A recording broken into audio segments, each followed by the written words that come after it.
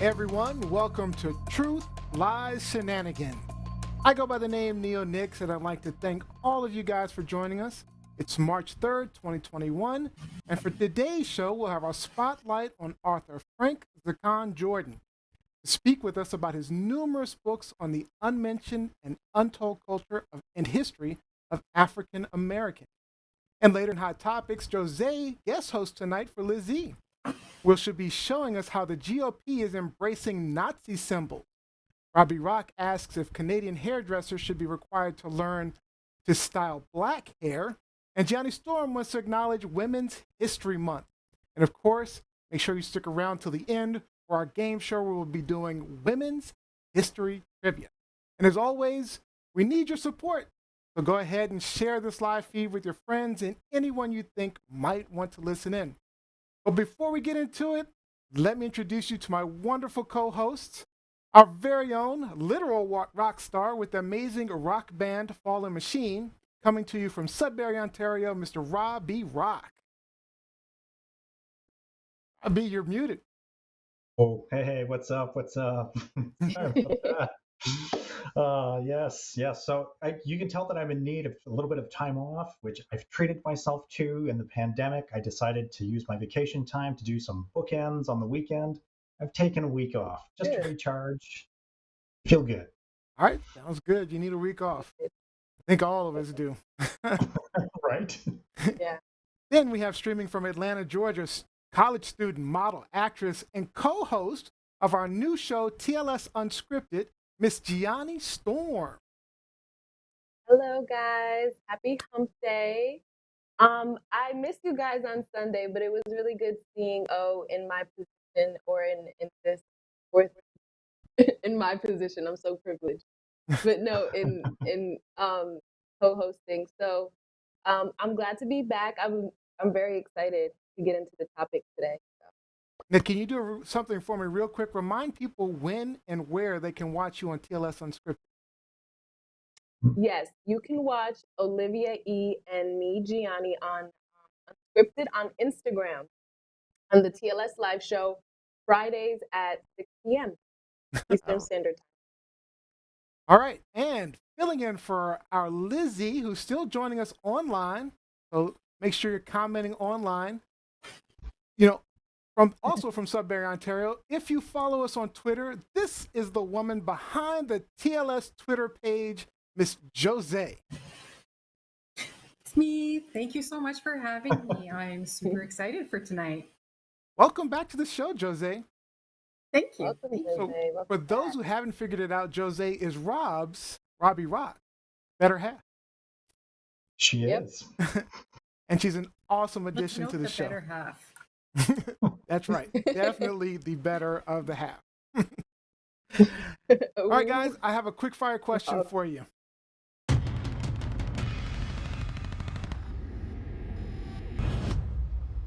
Six Dr. Seuss books have been pulled by the publisher for racist content. So here's my simple question. Was Dr. Seuss teaching a lesson that's full of racism and oppression? Gianni Storm.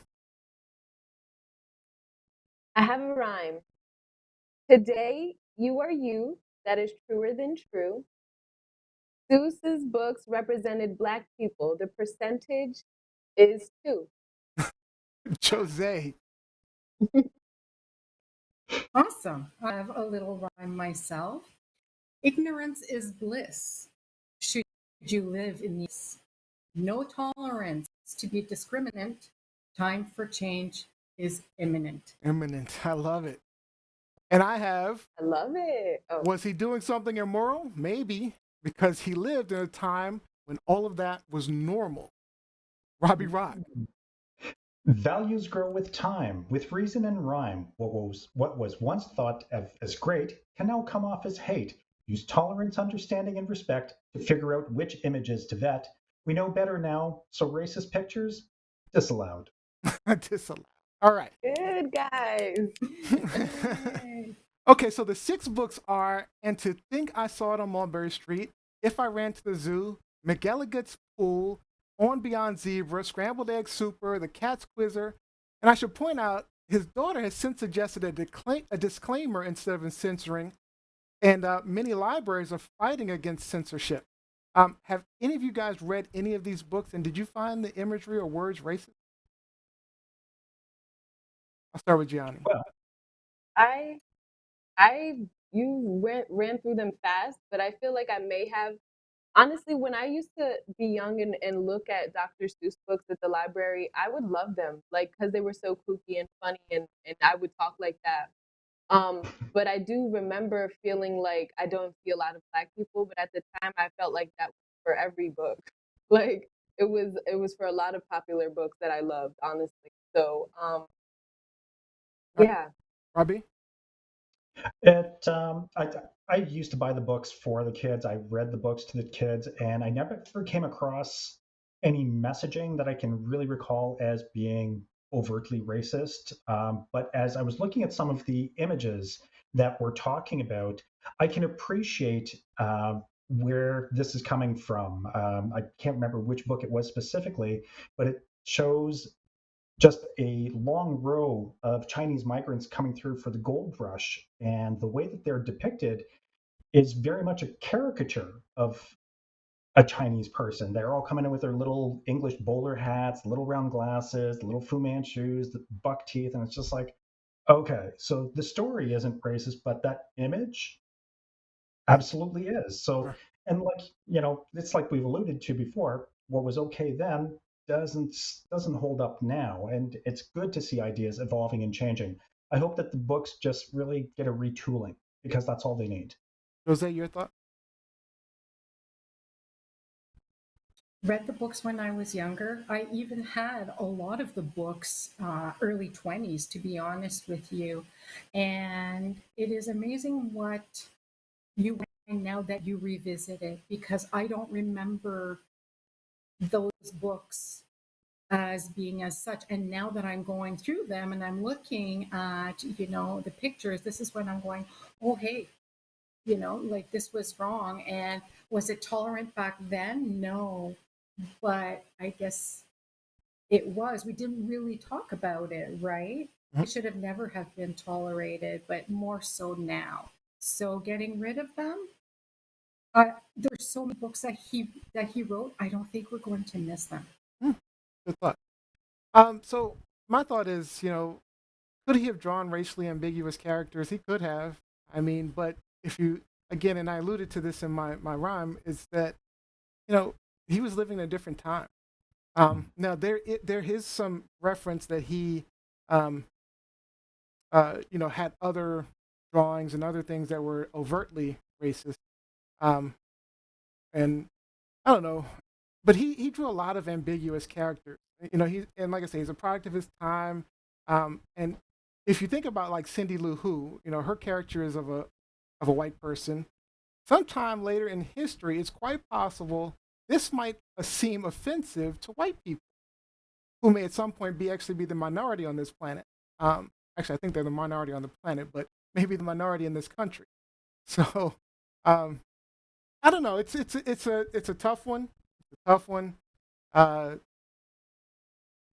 like I say, I don't know if we have to pull the books because I'm not big on censorship. I so I don't know. Censoring is not necessarily, in my opinion, the way to go. These are historical books. He wrote these in a different time. Uh, I agree with a disclaimer of some sort. So that's my thought. That's all right. So tough one here. This quick fire was a little slow, but if you've never been to TLS before, let me tell you a bit about us. Our hosts and guests share their truths and opinions with you, call out those lies, and point out any ridiculous shenanigans going on. And on our show, we always try to have fun with shenanigans of our own. Truth Lies Shenanigans streams live just about everywhere, and you can find us on YouTube. Just go to TLSShow.com or search TLS Live Show across all major social media platforms. Also, make sure you subscribe to the audio version of the podcast on iTunes or anywhere you listen to podcasts. All right, now that we've gotten a little bit of shenanigans out of the way, it's time to get some truth from our guest spotlight.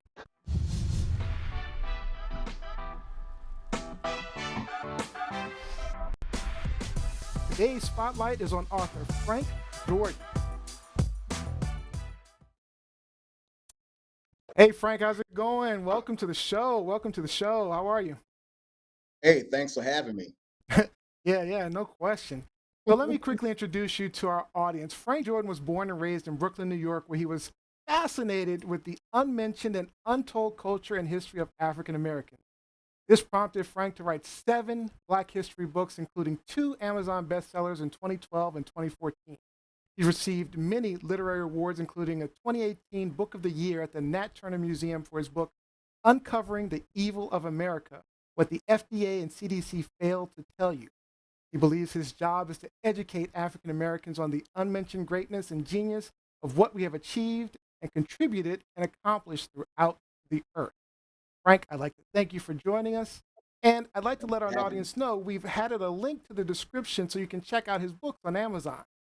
So thank you for joining us, Frank. Hey, thanks for having me. I listen. I appreciate you more than you know. Thank you. All right. So to start things out, I want to simply ask, how are you holding up during the pandemic? And also, I wanted to give you a chance to add anything we might have missed from your bio, or maybe something we can't Google about. No, that's fine. I want to say all praise to the Most High. That's one thing that you missed. You got to give honor and praise to the Supreme Being. But how am I doing during the pandemic? I'm staying safe. You can't believe everything that you hear. Number one, it's something that's out there that's pretty much decreasing the popularity and decreasing the population. But in a sense, like you said, we can just be safe, and just try to. The most important thing is change your diet. That's the most important thing. Yeah, Lots of vitamin D. Go out in the sun, soak up as many sun rays yeah, as you can, I need a little and more change sun. I your need a little diet. more sun. I was Very noticing my head needs a little more sun. I need to good. Your head. get So All only right. your head's gonna be tanned. Yeah, I'm gonna get a little tan. All right. So I'm hoping you caught our quick fire question about Dr. Seuss's books being censored for what is being characterized as racist content. And you seem like the perfect person to ask this question. So first, do you believe his books are racist? And what are your thoughts about the censorship? What's funny is that when you were talking about Dr. Seuss, and in regards to racism, as a kid, I never really read too many Dr. Seuss books, to be honest with you. But I do know about them, and I do actually know that they were a bridge, and they were a sort of like a sister or connection to what back in the late 1800s, what you would call a minstrel show, when you had white Americans that were putting on black faces and they were exaggerating and going around and also drawing up pictures, of blacks with big lips and the big eyes, with the bug eyes and the big ears, and eating watermelon, and having chickens in their hand. And that pretty much was just a published, book, that was stemming actually from the minstrel shows, if you want to get technical about it. Yeah, yeah. All right. So do you believe they should be censored? Just real quick. No, not at Okay. all. And the reason why I'm saying that is because these are conversations that we have to have. Why would you want to censor something that we is reality right Very in your good face point. every day? Thank you. Thank you. That I don't understand, why people get, their britches in a bunch when you see stuff like that. And oh my goodness, let's censor it. These things happen in America. These are conversations that we have to have. yeah, Me personally, let it stay. yeah, Just talk let about it it. stay.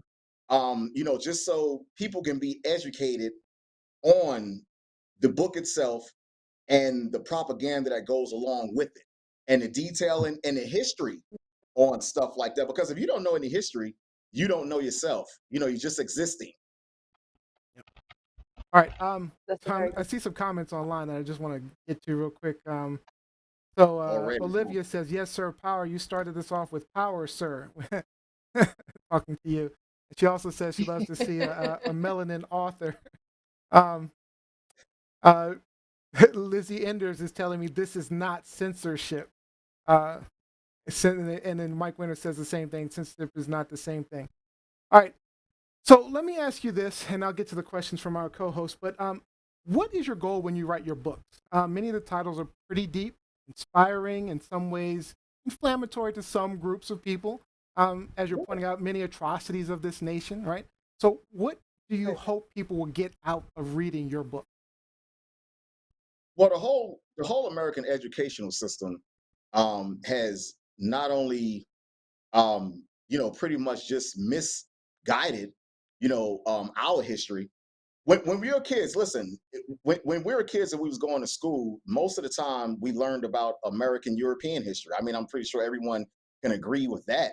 Mm. And that's okay if you're European, because now you're learning about your forefathers. You're European. I mean, it's okay to learn about George Washington and Ben Franklin and Sir Isaac Newton, and it's okay because those are their forefathers. But very rarely seen, very rarely taught. You had the curriculum of the school systems in America that teach about the greatness of blacks. They may show you Martin Luther King marching to Washington, begging, or they may show Martin Luther King getting sprayed with a water hose, Jesse Jackson. That's a different topic for a different day. But they may show things like that, but they exclude certain things out of our history that may just shock America. The knowledge I'm gonna drop on y'all today, it may sting a little bit, but the truth hurts. Yeah, it can. It can. Robbie Rock, did you have a question? Yeah, definitely. I got a couple of them. So while I was doing my little bit of research, I discovered that you do refer to yourself as a lifelong learner, which is an ideology that I completely embrace. And I was wondering if you could just speak to our audience about the importance of remaining a lifelong learner. Oh, once the learning stops, look, I'm still learning. I've been doing this for 32 years. I'm still learning. So, as a learner, everything changes, daily, everything changes yearly. If you're the person that you don't need to be taught anymore, look, you don't belong on this planet. You need to be calling people earthlings, okay? Because you don't belong on this planet. You belong someplace, up in the celestial beings, okay? Because every day, everything is changing. History changes every day, every month, every year. The sun comes up, it comes down, everything, including the planets, they shift. So you have to learn every day. Even when you go out in society, learning, about the government, what they entail, what they're doing, the pandemic, the COVID-19. You have to learn every day. Just to say that I'm done, there is no more learning for me to do. You don't belong on this planet. Insane. True. Yanni? Thank you. True. Yanni? I actually have two questions for you. They're kind of different, but the first question I'll ask is, which one of your books would you recommend for people that are learning Black history and that are Black? Which book of yours would you recommend for them to get started? Yeah, you know what? This was actually my sixth book. It came out last year. It's called We Were Once a Family. And what this book entails, actually, surprising history in here as far as inventors, black inventors, as far as the corn plant, the Henry Blair, the guitar was invented by Robert Fleming. A lot of people don't know that. And a lot of things people don't know as far as Louis Latimer, he invented the light bulb, the filament for the bulb. And a lot of people I know will say, "Oh no, that was Thomas. That was Thomas Edison. Thomas Edison created the shell. He created the light bulb, the shell, the glass. You can't light the bulb without the filament. So, the bulb was it's just a Coke bottle, actually. Without the filament lighting it up. So Louis Latimer doesn't get his credit. And another thing also, a lot of important things that our people don't know. I'm gonna hit you with another one. William Shakespeare. Okay, I know this is gonna shock you, and I know, hey, listen, like I said, the truth hurts. William Shakespeare was a Black man. I imported actually these pictures from a book from England. Wow. William Shakespeare was just a Black man that was living in England. That was about it. And when you go back to his neighborhood, William Shakespeare, he was around in the 1500s. 1564 to 1616 is when he died in England. And when you go back and when you go to the William Shakespeare Theater, William Shakespeare actually lived in the hood. Actually, when you go back and look at the picture of William Shakespeare lived in the hood. The Shakespeare Theater that's still over there in England, it's in the hood. It's actually in the hood. The story about Romeo and Juliet, that was a story, really, when you think about it. It was a story about two Black kids in love. The way when you look at the play and everything, and Romeo says your skin is just as dark as the night. And it's a fun thing. Casanova was a black man. Aristotle was a black man. Here's another one. Socrates was a black man. Okay, When he was you just a are, black. Socrates was just a sorry. black man that was living in Athens, Greece. All right. His student Aristotle, okay, he was a black man. Okay. Now this picture right here that I have in my book, okay, you can go over to Paris today, and you can see this picture still on Notre Dame Cathedral, okay, on the West End. You can still see this picture right here. And the reason why this is very important, and this is not made up. This is not made up. These are actually books, that I had imported. I've been doing this for 32 years. And the reason why it's so important is because we have to get out of that mindset, that we just came over to America on slave ships, and we just was whipped, and we don't contribute and haven't contributed anything to America at all. When you look up the black inventors, we built right? America. Right. When you look up the black, listen, there will be no American history without black history. I mean, let's not play with this. The riding saddle, for horses, W.D. Davis. The ink pen that you have in your pocket was invented by a guy by the name of W.B. Purvis. The CCTV, that security was invented by a black woman by the name of Marie Van Brown. So anything that you can think of, the wallet was built by the Native Americans.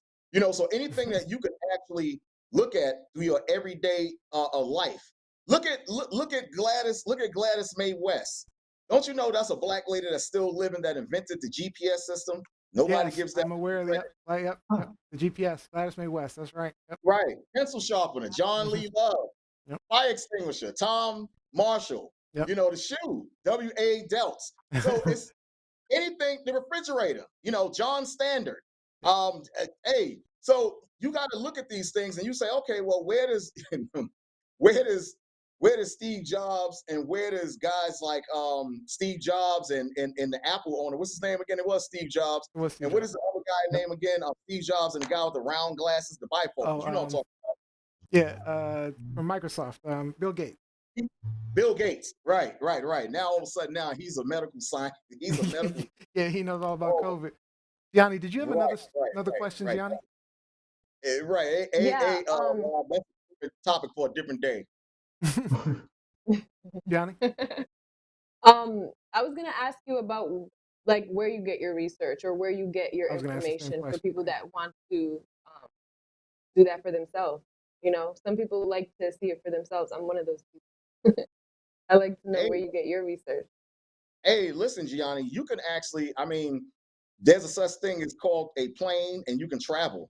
Go to Rome, go to Rome sometime. Go to Jerusalem sometime, and look at the paintings that are still in the cathedrals. You can go to Paris, you can go to Germany, and they still have pictures of our forefathers being black. Listen, this is a picture right here that's still over in Rome. Okay, still over in Rome. And this is a picture that I know a lot of people, it's going to rub a lot of people the wrong way. Don't you know this is a picture that's still in the Roman cathedral, okay, of Christ? These two pictures right here, okay? The man has an afro. And you got more pictures that's over there in Jerusalem, okay, of Abraham as being a dark man, okay? And let me say this too, right? The exact same way back then, people, they actually painted what they saw. The modern day paintbrush is what, Rob? It's the camera. So back then, they actually painted what they saw. It's sort of like graffiti. Like back in the 80s, how graffiti was real big. Everybody was painting. That's the same thing that the people did back then, during the time of Christ and Solomon and Job and Noah. They painted on the walls, okay, what they saw. So the modern day paintbrush today is the camera. The same way that you'll take a picture of your mother, or you take pictures of people and you got them saved inside your phone. That's exactly what's over there in Rome and Germany. And may I dare say, even Russia. Okay, you had kings over there ruling over there. You had guys in England like Charlemagne, okay, Maximilian, okay, guys like that, King Arthur. These guys were black men. Okay, contrary to what Hollywood shows you. These were black Absolutely. men, Rob. Yep. Look, Rob know what I'm talking Yeah. about. He's shaking his head. He know exactly what I'm talking about. Absolutely. As you were talking about your historical research, I was going to ask you about the Black Madonna, and you went down this rabbit hole already. And because I've studied a lot of Greek history and mythology, and the Black Madonna comes up as a theme, and that iconography exists everywhere, but it's been appropriated. It's like blonde-eyed, blue-eyed Jesus makes people feel very comfortable, but he was from the Middle East. Yeah. Rob, let me tell He you, looked more like Neo than he looked like me. Rob, let me tell you something. You're a very When I smart had man. hair. When I had hair. When you had hair, right? Hey Rob, let me tell you something. You're a very smart man, and I can respect that. Okay. Now this is one of my books that actually I got an award from. It's called Uncovering the Evil America. And Rob, you hit on something. Inside this book, okay, I had pictures of the popes, okay, of Rome, okay, in Vatican City, bowing down to a picture of Christ and Mary as being dark-skinned people. Okay, and you can go to the Vatican City and you can visit this, and all the popes of Rome, they understand that Christ and Mary were people of color. All right, they understand that. This is another picture, okay, of the Russian leader. Okay, he carries around, okay, Mary and Christ, okay, as black people. These are, listen, you can still go over to Russia today and you can find black images over there, and there's all reasons behind that, for, of course, Rob, for white supremacy, okay, and white dominance. Like you said, the blue long hair, the blonde hair, and the blue eyes. That is a man, Gianni. His name is Caesar Borgia. You can write that down. You can look him up. He was the second born son of Pope Alexander the Sixth of Rome, in which you had guys like Michelangelo, Leonardo da Vinci, and Rembrandt. What they did during the 1400s, Josiah. Okay, what they did during the 1400s, which is known as the Renaissance period. And the Renaissance, Rob, okay, you're a study guy. The Renaissance period means to rebirth, redo, or renew. And what they was doing during this time, they was taking down and whitewashing all the black art, and they was actually redoing everything, okay, with white art. Look, when you go over to Italy, take a plane over to Italy. Okay, they got some of the best libraries. They got some of the best libraries, ancient libraries over there. Go to Italy. Okay, the statues over there, they look brand new. They look like they just built them. But when you go places like Egypt and certain parts, okay, of the earth, you'll notice that all the black statues, the noses are chipped off, the cheekbones are chipped off, the paintings are scraped off. They did that for a reason. All right, Jose, do you have a question? I want to get a question in Why from you. don't she do? She's been waiting. She's been patient.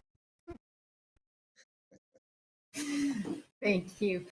I just want to say that in the friendliest way possible that I creeped you today.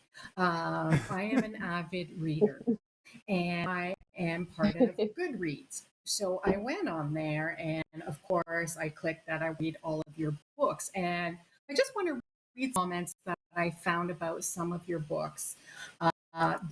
For the 500 years of American deception, unmentioned secrets, world history, some explores the true history of America that should be told in schools. Most schools teach lies based on what most Americans would like to be true. However, if you go beyond the school textbook, you will find true history the author has discussed. Correct. Another one is we're a family, the disappearance of Black soul and cult your book. I have heard authors' work in the past, and research brilliance gets better and better. I have learned a lifetime of knowledge. Unfortunately, I think your internet's a little bit choppy for some reason. It's a little bit choppy. Let me. It's hard to hear you, so let me get to a different question. Okay. So, what are your top-selling titles, Frank? We Once Were a Family. The new one, actually, that I just came out with is called "Oh Say Can You See?" The unmentioned history on terrorism on blacks. Look, slavery. Listen, slavery was the biggest terrorist act that was committed on any people on this planet. You're talking about all the way from the late 1500s all the way through the early or the late 1800s. That was the biggest, terrorism act that was committed on this planet. Yep. Nobody wants to talk about that. Nobody seems to be interested in that, or they want to water it down, and say, different things, and that didn't exist. And come on, give me a break. I Come think on. I think we got Jose's back up. She's a little smoother now. Go ahead, Jose, finish what you were saying. All right. So essentially, it seems like your words are very powerful. And I want to see, what was an early experience where you learned that language, and not only just language, but your language and your writing had power? As far as what do you mean? Like, as far as when did I come into this? When did you come into this? And I've just noticed that a lot of people speak very highly of you as an author about your teachings. So your words have power. When did you Right. realize that what you were writing was very powerful? Oh, I got you. I wrote one of my first books I wrote was called Not Just a Coincidence. And that book had garnered so many sales, and it had garnered so much attention that in less than a year, I think the book probably sold maybe over 8,000 to 9,000 copies in less than a year. Amazon gave me a nice call. They wrote me a nice letter and said, we're going to have to take your book out of our catalog for reasons. Yeah, this was a long time ago. And I've been going back and forth with them about this for about the past maybe 10 years, Josiah. And so many people spoke positively about that book, as far as the content that's in it, because it was just basically giving the reasons why. Everything that we see, as Black Americans, even when we step out our door, why do you got that guy on the corner selling drugs? Why we once during the time, of segregation, why aren't we like that anymore? Like, what happened to all the Black banks? What happened to all the Black communities? So it answers a lot of questions, and it was a very good conversation piece, that really woke up a lot of people. So even to this day, for some strange reason, they will not put that book back out there. It's go figure. I'm gonna call them tonight, as a matter of fact. You should get it out there. So we do have some comments online, and I just want to get those read some of those off to you. And thank you, Jose. Thank you. Yeah, great question, Jose. Thank you. So, Thank you. Cherry I Blaine love Priest your says, energy. I agree with Frank. Let it stay. We need to discuss and talk. Talking about Dr. Seuss. Let's see. Olivia says, yes, even in college, art school, art history, chronologically, history courses starts in Europe chronologically. It couldn't even be possible. I had to learn my own African history. Fact. Jacqueline Robbins says they're trying to rewrite history by claiming that Africans came to these shores as migrants in search of a better life. Randy Carr says, let's not forget Thomas Sowell, a brilliant mind. Colette says, hello, Jose. And let's see, we have Lizzie Enders, one of our other co-hosts, says, I just want to say it should not be assumed that we are not well-traveled or well-read. Got to put that out there. A question about research is simply inquiring about someone's research. Shouldn't be an assumption about someone's background. So, all right, Frank, we are running out of time. So, is there any last? I didn't quite get that one either, Gianni. I didn't quite get that one either. I didn't take that as an offense, Gianni. You just asked a very. Yeah. I think she's defensive of me. But she was I think that she I think that it was read differently, like, because when I was asking you about where you get your research specifically, and it's true, like traveling and kind of like seeing it for yourself, like in experience. So Libraries. People forget about libraries. There's a such thing as called the library that people just don't even visit anymore. Definitely. Yeah. All right. I'm a library rat. That's true. So I just want to give you a few minutes to say any last words, anything you want to tell people, where to find you, where to find your books. We do have the link in our description to your books on Amazon. But yeah, please feel free to share anything you'd like to share. Hey, listen, I appreciate you guys. Number one, all praise to the Most High. I appreciate that. Thank you for having me. And one last thing, you can reach me, you can email me at ZAAQAN1212 at yahoo.com. And you can email me, and I'm not that kind of person that won't email you back. And if you want to ask any question, you can. Absolutely. I got a Black History School in Raleigh located at 817 New Bern Avenue. We open on Saturdays from 3 o'clock until 6. You'll learn more there in a couple hours than you have in 4 years in college. Trust me when I tell you. Well, that's amazing. All right, Wow. again, check out his books. Click that link. Frank Jordan, you. thank you so much for joining us. We appreciate you Thank you guys having for us. having me. All right, Thank we'll you. see you Thank again for having soon. me. All right, Thank you. Thank you. Thank you for having me. All right. Thank you.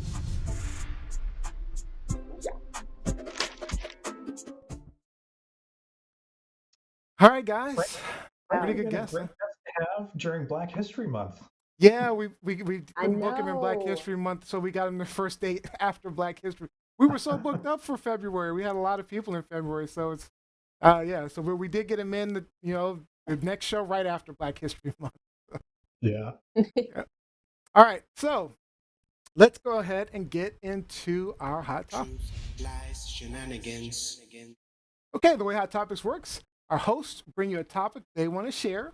I'll ask, is this truth, lies, or shenanigans? And our panel will talk about it for a bit until time is up. And then we'll go to our audience for questions and comments. So make sure you are talking to us in all of our threads. We are listening to you. So let's start off with Robbie Rock. Robbie, I understand they're suggesting adding the styling of black hair to hairdresser training in Canada, right? Is this truth, Yes. lies, or shenanigans? Well, this is truth after some shenanigans, if you will. It's a wonderful little story. If you could please pull up the image of Miss Falaise, that would just be Absolutely. sweet. So the person that we're getting on screen is Nancy Falaise. She's a Montreal hairdresser and salon owner, and she's fighting to make changes to the province of Quebec's hairdressing curriculum. And she's really determined to draw attention to the lack of education about black hair and how to cut and style curly textures. She's born of a Haitian father and a French Canadian mother, which explains those beautiful curls. My daughter had very similar hair in her youth. So, as beautiful as it was, it caused her some grief as a kid. She wanted to straighten it. And even throughout her adult years, she professes that she used a lot of chemical and straighteners and treatments just to make things. Yeah. Mm-hmm. So she had a bout with cancer in her adult years, and with her chemotherapy treatment, lost all of her hair on her head. And when everything grew back, she learned to truly embrace the beauty of her curls. So, in a more recent excursion, she went to Montreal and wanted to get her hair done. And when she went to the studio, people kind of eyeballed her and she felt a little uncomfortable. And she ended up leaving it because she was told that no one could style her curls. 35 hairdressers in the salon, and nobody could style her curls. So as a result, she has launched a petition calling on Quebec Education Ministry to make changes to the basic hairdressing curriculum. And so far, she's collected over 10,000 signatures. And I will be sharing the petition link in the thread. You're going to need Google Translate because it's French. You're going to need Google Translate because it's French. But yeah, so, and all the experience that she picked up, all the training that she picked up for hairdressing was actually acquired in New York when she spent some time stateside. So she was unable to receive training to cut and style hair similar to hers in Canada. She received it in the US. So I want to put it out. Is it time for change to the curriculum? And I guess for Johnny, a follow-up question would be experiences you've had with your hair. I guess you want I'd like Johnny to start with Johnny. Yeah, sure. So, absolutely, I think it's well overdue. I mean, there is one demographic that makes absolutely no sense. So, I think that when it comes to the petition, I should see everybody's signature on that because it's so many, and we're speaking about Quebec, but even if we're talking about America, it's only recently getting popular that there are Black natural hairstylists. Now, when you think of a Black hairstylist, normally we're thinking of people that are able to like do weaves and wigs and extensions and things like that. That's not doing natural hair. So I've actually experienced doing my natural hair in growing up in Rhode Island, Providence, from Dominican women and Hispanic women. My mother would do my hair. My hair was flourishing when I was young. You know what I mean? Because I was in that demographic. I was in that area. But as I got older and I moved to North Carolina and Maryland, and now I'm in Atlanta, it's just different. There, like I said, now only recently, probably since maybe like 2018, have there been like the such thing of natural Black hairstylists, and even them is a little pricey. I don't mean to. Don't fight me if any of them watch this, but it is pricey to do something as simple as like, you know, twisting your hair to make sure it's in a protective style. So absolutely add it to the curriculum. Even white stylists need to learn how to do Black hair. It would be cool. It'd be something fun to learn. Black hair is fun. So it's something interesting. And I think that American schools, American beautician schools should learn that as well. It should be mandatory. All right, Jose, your thought? When I looked at the article, I didn't even finish reading it. I signed the petition. I signed it right away. And you can add your name or sign anonymously, which is awesome. I didn't realize that this was something that really wasn't taught in hairdressing school or beautician school. And I think it's really a shame for anyone with beautiful, thick, luscious locks that cannot get the proper care, if you will. And Johnny, you brought up a really good point saying, you know, it's also expensive. So it shouldn't be expensive. You shouldn't be penalized because of your hair. This should be a service for everyone and affordable to everyone. Affordable, that part. Yeah. Listen up, Canada. Yeah, no, and I think it's not a bad thing for it to be not just in Canada or Quebec, but it should be a normal everywhere. Thing. I mean, it should everywhere. Be a normal expectation, and it should be just part of the learning process. It doesn't mean that it has to be the primary thing that they learn. I mean, but you should learn how to work with all types of hair. Exactly. I mean, absolutely. If curls, you want to be a professional. Yeah. I mean, it's just my wife, you know, has similar issues. I mean, you know, and it is very expensive to when people are doing Black hair. It can be much more expensive. They consider it harder. Yep. Yeah. And so they charge, even when I was getting my hair done with like the Dominican women, they would charge me more like recently because they saw my hair texture was different.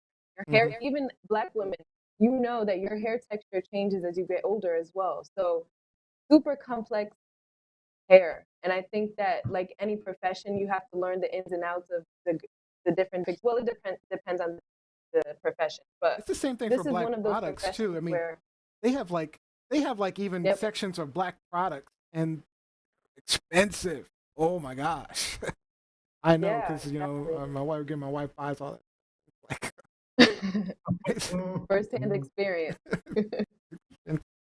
Yeah. I'm sorry, Kenny, do you have something else you wanted to say? No, that was it. Rob, did you have anything to say about it? No, I think that this is some really great discussion, and I agree with all of your points. And the petition is really targeted at making changes with the Quebec Education Ministry. And as soon as public dollars are being used to teach people, then they need to be taught how to serve the entire constituency, the full demographic. So yes, I fully endorse this initiative, and I hope that it picks up traction, and I hope that it gets adopted in Quebec, and it's a good idea. So yeah, let's share it out with everyone. Make sure that if you're getting government training in a government institution, that you should be getting a full curriculum. Yeah. Yep. It'd be nice to also have Black products in every store, because I know there's also been times when my wife has gone to some stores in some areas where she can't find the products that she's looking for. And it's like, oh my gosh. So I'm just saying. Really? Right. What areas have she? I'm saying, you know what I'm saying? Like, you know, predominantly white places? Areas, neighborhoods, you know. or where the grocery store, the Target is in a predominantly white neighborhood. She has trouble That's finding true. the stuff she's looking for. Yep. I love Randy Carr's comment. It would appear that Rob and Neo have the hair issue under control. Yes, done. Shave You it, figured it and out. I'm done. You know it, baby. You guys are ahead of your time. All right, let me get some comments online. So they're actually coming pretty fast and furious. All right, Robbie says yes. I mean, Kevin Thaxton says, Robbie, yes. The barbershops and military posts rarely are able to cut black hair. There was a Polish lady who had a black fiance, could cut my hair in Germany. There was also a Russian lady and a few Germans married to black men too. But other than that, yeah. Olivia says, and not just abuse our hair and whitewash it with straightening. Mike Winter did make a note of saying Black History, bring in for Black History. Mike Winter says, I'm black every day, so we can discuss blackness and history every day. Literally. Yeah, that was a good conversation. All right, so that is that for that hot topic. Thank you, Robbie. Truth, lies, shenanigans. All right, Jose, you're up next. Now, you caught the Republicans overtly using Nazi symbols. Is this truth, lies, or is this shenanigans? Muted. We're going to say it's absolutely shenanigans at play. So it was the CPAC that just happened this past weekend, which is the Conservative Political Action Conference. It was held at the Hyatt Regency in Orlando. Now, there's a lot of he said, she said at this point between CPAC and the Hyatt, excuse me, about who the hotel basically let this go. But from what I read is CPAC organized were working with the Hyatt. This has been going on weeks and months. The weekend is here, and then someone miraculously notices that the stage resembles what they call an Ophala ruin, which dates back hundreds of years and was adopted by the Nazis as part of their attempt to reconstruct a mythic Aryan past. And now it's since been incorporated by white supremacist groups in the United States and Europe, and just recently. So now people are saying, well, we've never noticed that the stage looked this way. Do you not think if you are drawing something, it would have jumped out at you? Now I'm thinking it was somewhat done. I think they knew what they were doing. And to me, I'm asking the panel, do you think they knew what they were doing? Let's remember, this is CPAC. Trump was the star, right? So what say you? And if you look at the, I'm showing on the screen a picture of a Nazi soldier wearing on his collar a rune or an image symbol. And just below it, we're looking at the stage, and it is exactly the same design as the stage, a Nazi rune. I mean, exactly. It's not even slightly changed or different in any way. It's the exact shape of the rune. And I would like to add, that part of the design also, there was a lighting fixture in the exact same shape and design as the stage that was suspended above it. So double down on the construction. So Gianni Storm, what do you think? This was, I can see the conspiracy theorists having a field day with this, but this is definitely intentional. Even if it was, no, it was intentional. You have to think about it.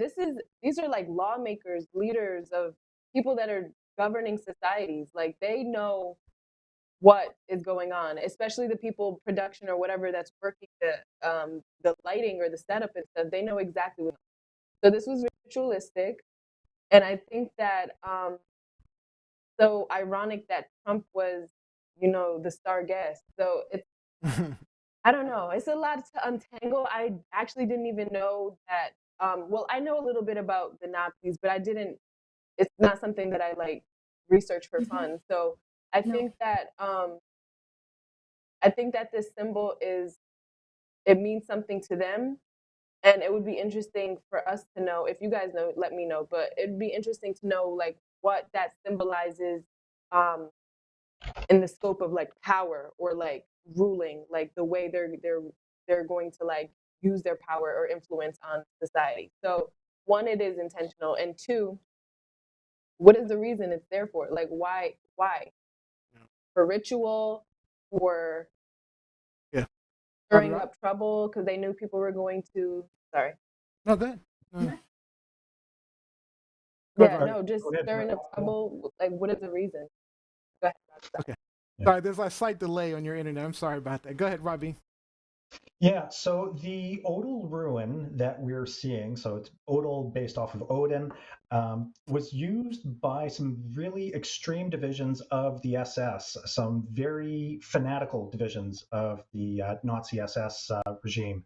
So once I saw the image, I really couldn't unsee it. And during this conference, they also had a golden statue of Trump, which has been referred to as a golden calf, another false idol, if you will. So there was a lot of really weird symbolism and Weird. imagery that was used. Yeah. So the Nazi movement has a long history of appropriating iconography from different cultures and perverting it to suit their ideology. And from that, a lot of white supremacist movements have latched onto these images as well. And it's a shame because the original images were meant to inspire hope, perseverance, eternity, life, and Purity. those It ideas. is a symbol of purity. For if we go back to the Hinduism, it's a symbol of purity. Well, they stole But it it's and redefined it. the Nazi. That's what happened. Yeah. That's it. They Appropriation. inverted it, They did and redefine. that's it. Yeah. Yeah. So to me, it seems fitting that a party that has aligned themselves with white supremacists would somehow find these icons in their midst. The politicians that are at the head of the show, Johnny, that are walking out onto stage, are not involved in the minutia, so can't hold them responsible. But any of the planners, I don't any know of the about that, staffers, Robbie.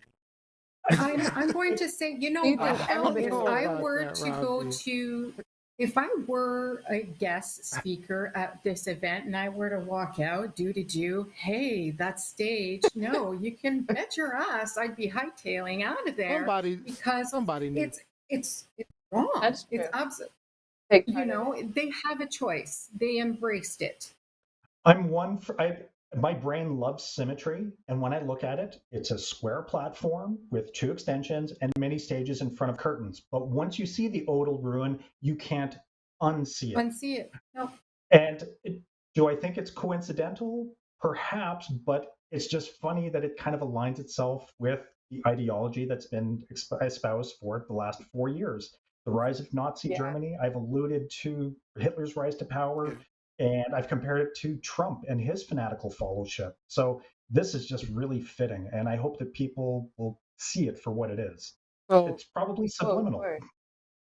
but it so became. it Yeah, could be yeah. subliminal, but I doubt it. I think Very that's often. BS. I mean, yes, you're right. Could be subliminal because they got a lot of Nazis and stuff surrounding them. So, yes, one of the Nazis, one of the white supremacists that are part of their group, or putting this together, probably had some type of, or they've seen it somewhere, or it was in there wherever they were, wherever their groups are. Somebody showed this to them, or someone designed it specifically for this to make a statement to those people that support Trump. Because we know his primary supporters are the white supremacist groups. Those are his loudest supporters. Absolutely. The loudest supporters. So for us to kind of, I mean, it's not hard to put two and two together and come up with four. I mean, it makes sense. Yeah, it's possible that, 1 + 3 + 1 + 1 - 6 and all these other things, yes. And eventually you get to 4. But this is pretty direct and straightforward. It's very clear. We know the people he surrounds himself with. We know the people the GOP are courting, actively courting right now. Those are the people that they want to vote for them. So there's no doubt that this is some symbolism designed to directly towards those groups. This is like masonry. I might be wrong because I'm like I said, I'm still learning, guys. But like, I think that Masons use symbolism, as like a main, like their reasoning for everything. Like symbols are more important than text to them. Yeah. So this reminds me of Mason. Yeah. Was this their bat signal? All right, Jose, we took all your time. Did you want to have any final comments? I know you did say what you thought, but any final thoughts on that? No, we covered it all. I just thought, you know what? It's really interesting with all the chain of events, what's happening, and then you see this. Yeah. All right, so we got Kevin Daxon, but they have Black and Latinx work. GTFOH. All right. Lizzie Andrews says all these events are well researched. They know that what these things symbolize. Notice they didn't have a dashiki up there. Okay. All right.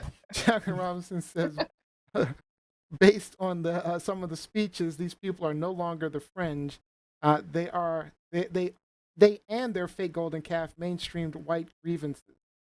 Absolutely. So I agree with that aspect. I really believe that someone knew what this was going on. So, all right. That's a great hot topic. Good one. All right. It's time for the next hot topic. Lies, shenanigans. All right, Gianni Storm. Now, you wanted to make sure we acknowledge some amazing women for Women's History Month. Is this truth, lies, or shenanigans? This is truth. So there's an article on the 12 most important women in history, highlighting them during March, which is considered Women's History Month. So disclaimer, Women's History Month began as a local celebration in California and originally was Women's History Week in 1978. After the movement gained traction for years, states began declaring the whole month of March as Women's History. Finally, Congress declared on March 1987 as the first official Women's History Month. So finally, here is a list of the 12 most important women in history, according to this article. Let's hear it.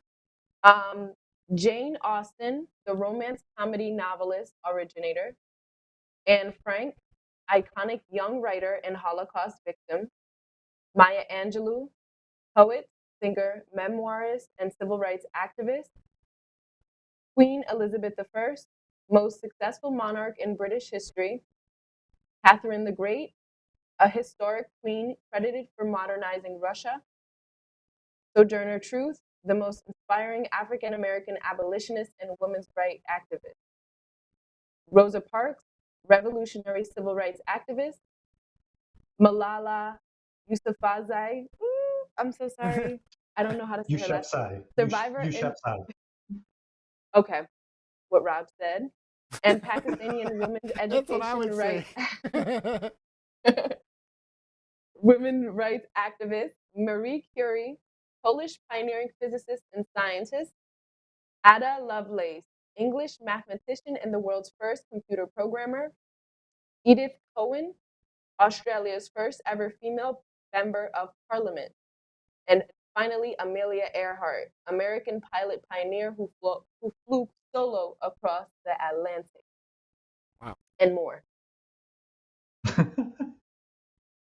All right, so what's your question, guys, Jenny? My question is, do you agree with the names of the women on this list as being the most important women?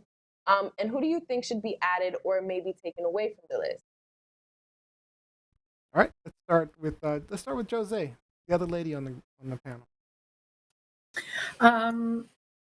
Do these women, do I agree with all of them? To be honest, some of them I've never heard of, shamefully, but I love that I'm learning something new. What I absolutely love was that Jane Austen is on here, and like I was sharing pre-show, is that she is one of my favorite authors. Mansfield Park is my all-time favorite book. I'm sorry, I'm a nerd, and I will even watch the movie with Johnny Lee Miller, Meow. Anyways, Do I agree with all of these? I would have to read more about them. Mary Curie. I remember reading a book when I was in kindergarten, grade one.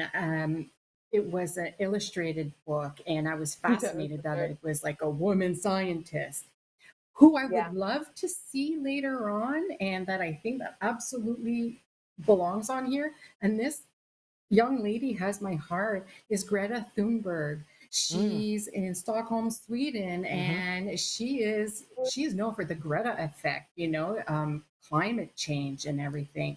So I'm hoping to see her on there soon because Deserves it. she's a powerful young lady, and nothing's going to stop her. And I don't think she's done for a while yet.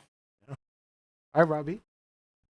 Um, any emissions? Yeah, there's a few glaring ones. My mom, my wife, my daughter, my granddaughter. Yes, So, I mean, most important that's women in my true. life. um, I would have to go with Marie Curie as far as my favorite on the list, because I truly appreciate her contributions to the scientific community and the inspiration that it has created for many other women to be involved in the scientific community. One person I would like to see added is Jane Goodall, for all of the work that she's done with primates that Oh, has yeah. helped us understand them and ourselves so much better through her. And fun fact about Jane Goodall, she has, I can't remember the name of the condition. I wish I would have researched it. It just kind of came to me. She is one of those humans who is unable to recognize facial patterns. So she can meet you and she will not recognize your face the next time. So she lacks that ability. And that's a fun little fact about Jane Really? Goodall. She's actually come to speak at Laurentian University a few times.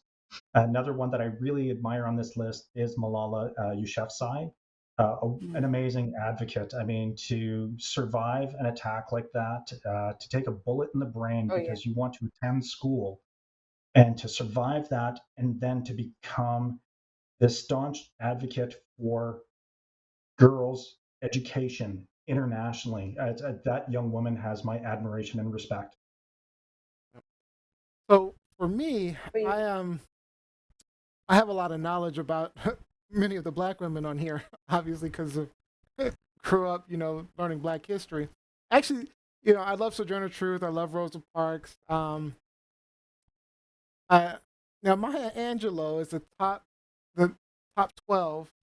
I like Maya Angelou, no question. I just think there might be people higher on the list, in my opinion. That's just my opinion, though. Um, Like for who? example, I was shocked that Harriet Tubman was left off. So Mhm. Harriet Tubman, I mean, that was the biggest snuff for me. She was, enslaved. She escaped, uh, helped others gain their freedom as a conductor on the Underground Railroad. She also served as a scout, spy, guerrilla soldier, nurse for the Union Army during the Civil War. I mean, she was just a straight badass. Mhm. And Wow. that's what I'm surprised about that list. I mean, Harriet Tubman, even over the other black women on the list. But that's what I think. But that's just my thought. I Yeah. agree. I feel like Harriet, that's actually you bringing it up just sparked my memory. Like, why isn't she on here? Um, but I will say Maya Angelou is, if this was a top 20, she 20. should be there. I give you there. I Yeah. think that, yeah, I think that Maya Angelou was very, very influential. And also just the struggles that she went through. Well, we can say that of these, but I will say Ada Lovelace. I'm not sure how to pronounce her name, but the world's first computer programmer. I saw her. I read a little bit about her because this is my first time hearing of her, and I just thought that she was very interesting because she came from a royal family, or she came like privileged a little bit, but she still saw a lot of like opposition and struggle because she was a woman at that time and trying to be a mathematician, trying to invent things. Her her like I forget. I think it was like coding. Her Mhm. codes And that's weren't just found it. and accepted. If Yeah, if years you're later. talking about computer coding, like in 1856, we're talking about stuff that's very punch card driven, that's very mechanically driven. it's, there's always something actuating something else. So we can't think of it in terms of what we think of as far as computer language. We have to think of it as machine language, and it's very Yeah. complex. And that she pioneered that is an amazing Wow. accomplishment that we've benefited from. So that's even harder because it is like manual. Yeah, it's not just picking up a browser and doing something in Flash or whatever the flavor of the day is. This is inventing it from scratch, and this was machine language. It's very complex. That's Wow. so yeah, that she belongs there big time. Yeah. Brilliant. All right. So I've got some great comments online. So Olivia says, where's Mary, the mother of Jesus? Not on the list. Sorry. That made me laugh. I'm sorry. You didn't Okay. make Kevin Thaxton also said, my mom. Mike Winter says, not meow.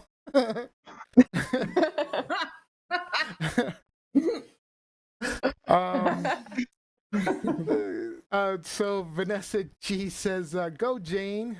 Lizzie Anderson says, if you have Rosa Parks, you need to have Claudette Colvin, who did a bus boycott before Miss Parks. Mike Winter says, pro, I don't even know. So Jane Goodall's condition, according to Wiki. Oh, okay. Prosopagnosia is Jane Goodall's condition. Okay, yeah. All right. Vanessa G also suggested Mary Shelley, Florence Nightingale. Kevin Thack says Harry Tubman was a kung fu badass. Jeanette Brown suggested Michelle Obama. Kevin Thaxton says Nikki Giovanni.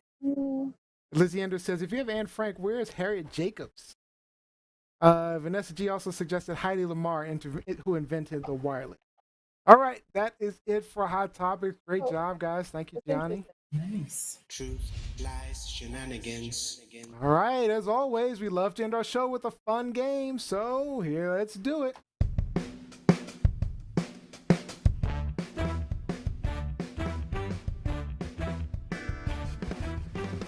All right, for today's game, we have women's history trivia. All right, just for you, Gianni Storm. Real simple. We'll go around the horn. I'll ask each of you a multiple choice question. If you choose the correct answer, you get a point. And the person with the most points wins and gets our final thought for the show. All right, so we are going to start off. We're going to start off with Gianni since it was her time. All right, so Gianni, I'm going to read it off to you. Who was the first woman to run for president of the United States? Was it Victoria Woodhull, Linda Jenness, Gracie Allen, or Jill Stein? They said, I'm going to say Jill Stein. they put Jill Scott. You thought it was Jill Scott. No, Jill Stein. No, it's not Jill Scott. It's no, Jill Stein. Jill Stein. Sorry. Oh. I'm going to say, I have no idea, but I'm just going to guess C. C, you said C or Gracie Allen? All right. Let's see. Is it not coming up for me? Why is it not coming up? I got it. Oh. No, it's Victoria Woodhull. Actually, let me reset this because it's not. Now it's coming up for me. All right, there we go. Of course. All right. So it's actually Victoria Woodhull. Victoria Woodhull. Okay. Yes, Victoria Woodhull. All right. So now we got it working right. Let's see. All right. So that is incorrect. That is wrong. All right. So who was the first? This is Robbie Rock. Who was the first female artist to win a Grammy for Album of the Year? Robbie Rock. You should know this is a music one for you. Was it Ella Fitzgerald, Liza Minnelli, Judy Garland, or Taylor Swift? First female artist to win a Grammy for Album of the Year. Let's go Ella Fitzgerald. Ella? All right, let's see. Let's go with Ella. That is incorrect. No, it was Judy Garland. Incorrect. Incorrect. All right, Jose, this is a chance for you to take the lead. Let's see. All right. I'm on it. Jose, who was the first female Supreme Court Justice of the United States? Was it Sandra Day O'Connor, Ruth Bader Ginsburg, Sonia Sotomayor, or Elena Kagan? Ooh, The I know this. second one, Maybe I don't Ginsburg. know. You're going with Ginsburg? Yeah. That would be Liz is going to be incorrect. screaming. Incorrect. Liz is going to be Hmm. screaming. Incorrect. Looks Blame like Canada. Honor. looks like we got a bunch of people who got Julie Garland correct, but let's see. Oh, yeah. Did Kevin Thaxton? Did you actually say Ruth as well? Uh-oh. He did. He Kevin did. Thaxton. Uh Oh, oh. wow. We're gonna have to send you up to Canada. All right. Well, if Kevin said it. Right. All right. Yanni Storm. All right. Everybody's even. So, who was the first woman to win the Nobel Prize for Literature? Was it Harper Lee, Pearl S. Buck, Judy Blume, or Jane Austen? I think it's Jane Austen. I think I read that. I think it is Let's Jane. see if you. That is incorrect. It was Pearl S. Buck. Incorrect. Okay. We really need to work on our women's history, guys. All right. I need to All work right. on all history. Robbie Rock. Who was the first woman to earn a medical degree in the United States? Was it Virginia Apgar, Marie Curie, Cicely Saunders, or Elizabeth Blackwell? Cicely Saunders. Cicely Saunders, let's see. That is incorrect. It would be Elizabeth Wow. Blackwell. Elizabeth Blackwell. Woo! All right, Jose. All We right. are. I'm Oh. sorry, I have to laugh. I just saw Mike Winter's comment. I'm going to need you all to learn some history. Yes. Yes, you're right. All right, Jose. This is a chance to take the lead. Let's see. All right. Okay, you got to know this one. Who was the first woman to travel in space? Was it Sally Ride, Valentina Tereshkova, Valentina Savitskaya, or Lacey Armstrong? First woman to travel to space. I feel like All right, I'm gonna let you. horrible. Go ahead. I'm gonna let you guess. I'm going to go with number 2. Number 2, Valentina Valentina. Tereshkova. No. Sorry. The first Yes. one. Sally. Oh. Is Sally that it, Ride? Sally? All right, let's see. That is incorrect. You had it right the first time. Should have gone with the Russian. Incorrect. You had Russians Valentina did- Tereshkova. Always go. Russians did everything first except someone on the moon. The Russians Right? beat us. Wow. They did. They beat everyone. Yeah. All right. So, Gianni. All right. Somebody's got to get it here. All right. So, this is the last round. So, somebody's got to get a point here. All right. Who was the first woman to win an Olympic gold medal? Gianni Storm. Was it Billie Jean King, I'm sorry, Margaret Abbott, Mia Hamm, or Charlotte Cooper? Charlotte Cooper. Charlotte Cooper. Let's see if it's Charlotte Cooper. That is correct, Gianni Hot Storm. diggity dog. Yes. We got a winner. Correct. Correct. Yay. All right. We got somebody on the board. Someone's on the board. All right. Gianni. Go ahead, You Charlotte. had me worried. I thought I was just going to do the final thought myself. All right. Improvise. So, who was the first woman? This is for Robbie. Who was the first woman to be appointed CEO of a Fortune 500 company? Was it Meg Whitman, Catherine Graham, Catherine Graham, Ursula Burns, or Sheryl Sandberg?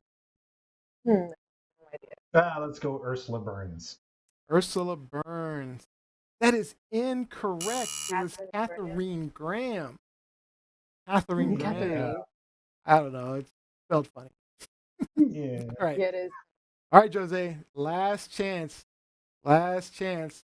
All right. Who was the first woman to receive an Emmy Award? Was it Shirley Dinsdale, Lucille Ball, Loretta Young, or Mary Tyler Moore? And since you're a guest host today, I'll let you ask the audience if you're not sure. An Emmy? That's for acting, right? Or is that singing? First woman to receive an Emmy Award. That's for TV.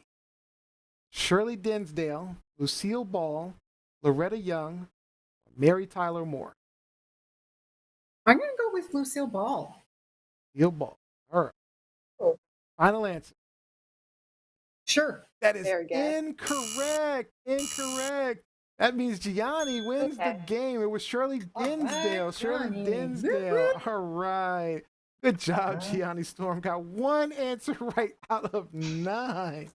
We're 1 for 9 as a team. 1 for Shameful. 9. Shame. Woo! We really need to work on our women's God. history, guys. All right. I hang my head That in was a shame. fun game. But before we close it out, we got to get our shout outs.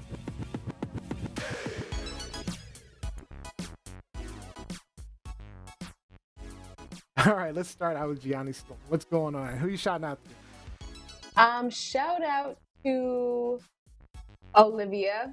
Oh, as I like to call her. I will see you on Friday for Unscripted. Make sure you guys tune in if you are free on Friday at 6 p.m. on Instagram. Is it 6 p.m. or 7 Eastern time? I'll figure it out. I think it's 6. You moved it to 6. Okay, all right, so it's 6 now. All right. So Robbie Rock, what's your shout out? Shout out to our girl Liz for joining in on the conversation and being part of the fun. I know it's never fun to have dental surgery and then talk, so I hope you're resting up and you're doing well, my friend. Really, it's lots of love. Heal up fast. All right, Jose. My shout out goes to my girls, Val and Carla, and their hubbies, Dave and Scotty. Thinking of you, missing you guys so much, and hopefully I get to see you soon. Love you all. Take care. All right, and Gianni Storm, just to let you know, Olivia says it's 7 p.m. Friday, 7 p.m. Eastern time. Okay. All right. So I'm repeating my shout out to Miss Nola Blaine. She recently moved down to she got a new condo, and before the show started on Sunday, she saw a mouse, so she didn't get to watch the show. So I'm hoping she's watching tonight, and we took care of the mouse, I believe. I hope. So. All right. And hey, if you have a business, event, or person you want to give a shout out to, follow our hosts on social media. Their information's on the ticker below, so check that out. Any of their, and then they may just shout you out live. All right, and that is all the time we have for today's show. I'd like to thank you all for joining us. We hope that maybe you learned something, gained a new perspective, or even got some things off your chest. Don't forget, we need your support to keep this going. Like, follow, and subscribe at TLSLiveShow. Also, if you'd like to donate, paypal.me/TLSDonate. If you missed any of today's episodes, subscribe on YouTube, catch the clips, the replays, and don't forget to subscribe to the audio version on iTunes or wherever you listen to podcasts. I had a fun time today. I hope you did too. Our next live show will be at March 7th, 8 p.m. Eastern Time and 5 p.m. Pacific. JT, I'm sorry, I got the time wrong. It's going to be Sunday at 4 p.m. Johnny.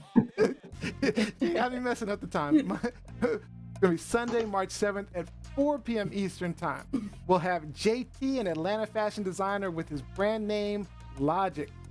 Also, be sure to check out Gianni Storm and Olivia, TLS Unscripted, Friday, 7 p.m. on Instagram. And we'll be restreaming the Instagram Live on all of our usual platforms, so you should be able to watch it somewhere.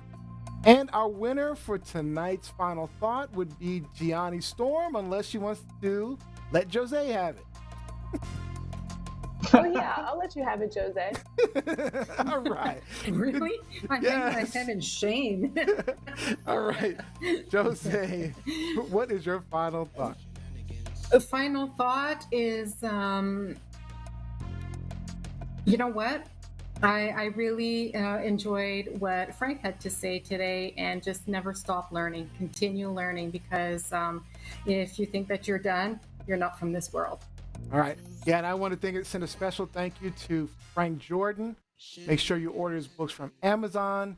Use the link in the description below. I'd like to thank you, Yanni. I'd like to thank you, Rob. And I'd also like to thank our guest host, Jose. First time guest hosting. You did a fantastic job. And Thank you. I had a lot of fun. It was great. and we'll have to make sure we get you back soon. All right. All right, guys. Excellent. We will see you next time.